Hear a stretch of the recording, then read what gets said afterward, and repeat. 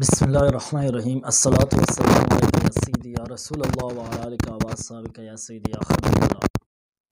رب کائنات جل جلاله کائنات تخلیق کړی دی، د پیدا کړی په دې کې هر رنګ مخلوقات پیدا کړی محترمو، او رب ذوالجلال دا مخلوقات بعض ذکر هم قرآن کې کړی دی.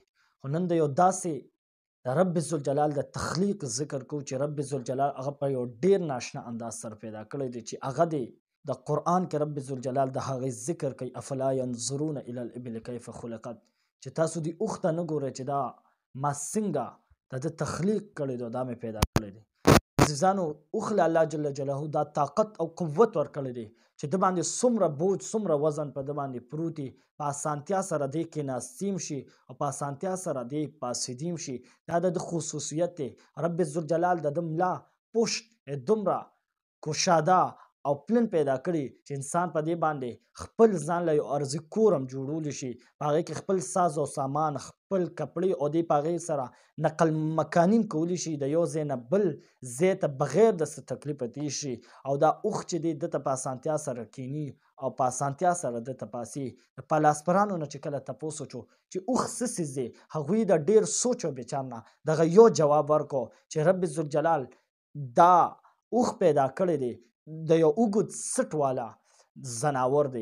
یاد لرئ عزیزانو، رب ذوالجلال اوښ له یو څو خصوصیات ورکړي. اوښ له الله دا طاقت او قوت ورکړی. خو چې تاسو سفر کوئ اوښ سره او تاسو په صحرا کې یې، نو رب ذوالجلال دا اوښ څنګه چې په سمندر او په دریا کې زموږ او ستاسو دپاره کشتۍ مسخر کړي، د هغې کې موږ سامانونه او سفر کوو. رب ذوالجلال زموږ ستا د صحرا د سفر دپاره اوښ دا ګرځولی دی. په دې باندې موږ هر رنګه سامان لاد کولی شو. دا په صحرا کې د جاز حیثیت لري، بغیر د تکلیفه دا مزل کوي. او د ټولو نه لوی خصوصیت چې هغه تاسو په ذهن کې راشي چې کله تاسو په اوښ باندې سفر کوئ، نو یاد لرئ عزیزانو، اوښ ته که په 10 ورځو دته اوبه ونه رسي، دله الله دا طاقت او قوت ورکړی چې دې دغه تنده برداشت کولی شي. او دویم نمبر خصوصیت چې ځناور کم خوراک ښه نه ګڼي، خوښوي یې نه، اوښ هر هغه خوراک ته خوښوي او هغه ورله خوند ورکوي. او حضور نبي کریم صلی الله علیه وسلم په خپلو احادیثو مبارکانو کې د اوښ ذکر کوي، او فخر موجودات صلی الله علیه وسلم فرمایي چې دا اوښ چې دی د وینې دپاره مرهم دی، او د مالک دپاره دا محبت دی. مرهم د وینې دپاره داسې دی چې کله یو قاتل قتل وکړي، نو دی به مقتول وارثانو ته دیت ورکوي، او په دیت کې به ولله دی چې دی دا اوښان ورکوي.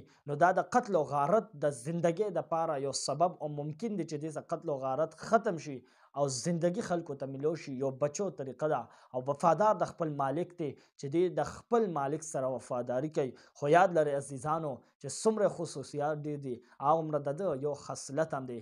یاد لرئ چې کله اوښ غوسه شي، کم اوښ موږ او تاسو ورته په پښتو کې اوښ وو، په اردو کې ورته اونټ وو، په عربی کې ورته ابل وی، او په انګلیش کې ورته کیمل وی. دغه اوښ چې کله غصه شي، نو یاد لرئ دی بیا د هیڅ چا پروا نه کوي، دی بېقراره شي، د ده د خولې نه زګ روان شي، او دومره بېقراره شي چې کوم اوښ 10 ورځې دومره ځان سره اوبه او خوراک کولی شي چې هغه پروا نه وي په هغې باندې، هغه اوښ بیا خوراک هم کم کوي، وجې د دې نه چې هغه له غصه ډېرول شي.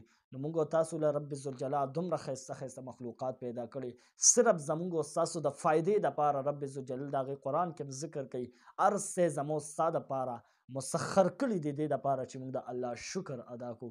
الله جل جلاله دې موږ او تاسو له د خپل تخلیق کې غور او تدبر او د سوچ توفیق راکړي. الله جل جلاله زموږ او ستاسو